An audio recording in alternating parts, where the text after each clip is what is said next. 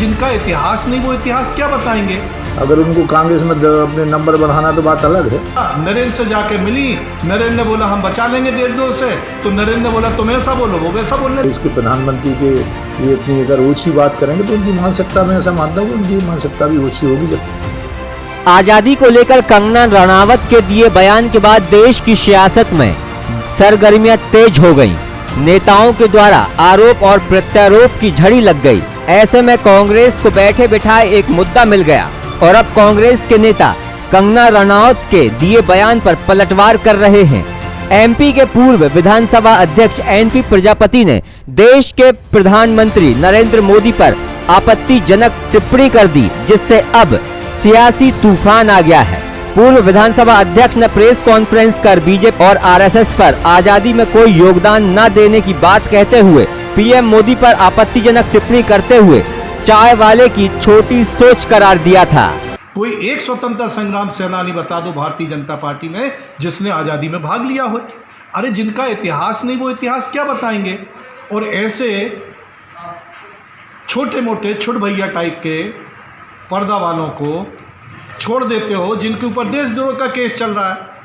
देशद्रोह का केस चला, नरेंद्र से जाके मिली, नरेंद्र ने बोला हम बचा लेंगे देशद्रोह से, तो नरेंद्र ने बोला तुम ऐसा बोलो वो वैसा बोलने लगी।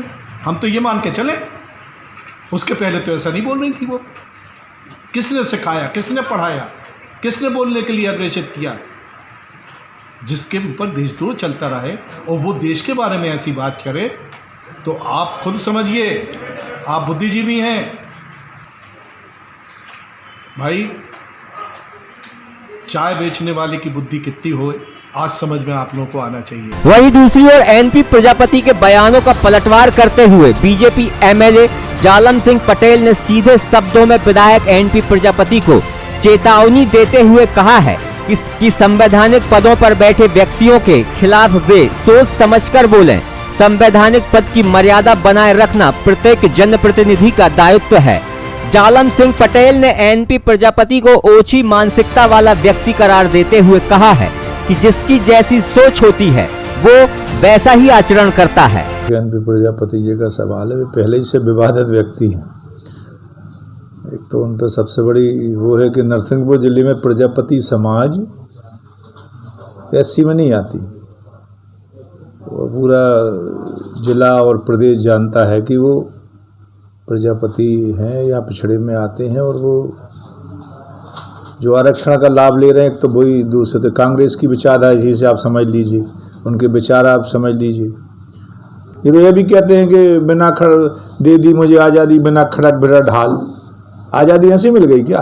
1842 की क्रांति में हमारे ज़िले से लोग यहाँ राजा हृदय शाह वो यहाँ शहीद, उनका सारा राजपाट समाप्त हो गया, डेलन शाह समाप्त हो गए, भगत सिंह आ जाए। तो ये भी इसकी कहानी भी कहते हैं, दे दी मुझे आज़ादी बिना खड़क बिना ढाल। तो उससे भी आज़ादी मिली है क्या? उसको झुटला सकते हैं क्या आप? तो इस प्रकार से मैं कह सकता हूँ कि कांग्रेस मुद्दा विहीन है और उसके पास कोई मुद्दे नहीं। तो इस प्रकार के काम कह रहे हैं, वो बात कर रहे हैं, जो निंदनीय है।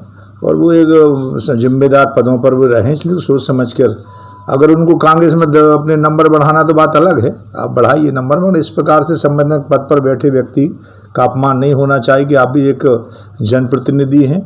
और कोई भी देश के प्रधानमंत्री के लिए इतनी अगर ओछी बात करेंगे तो उनकी मानसिकता, मैं ऐसा मानता हूँ उनकी मानसिकता भी ओछी होगी जब तो इस प्रकार की वो बात कर रहे हैं। जो भी संवैधानिक पद पर बैठा है, चाहे वो दल का हो चाहे विपक्ष का हो, उसका सम्मान होना चाहिए।